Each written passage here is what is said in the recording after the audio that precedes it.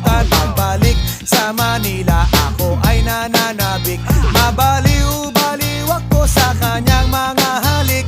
Okay lang, di maiwasan na mamiss paminsan-minsan. Pero pag kami nakita, aking panggigigilan. Di ko siya titigilan when she comes. Di ko siya titigilan when she comes. Di ko siya titigilan, di ko siya titigilan, di ko siya titigilan when she comes. Kay ganda ng aming samahan at walang nanlalamig. Mas pa sa mag-asawa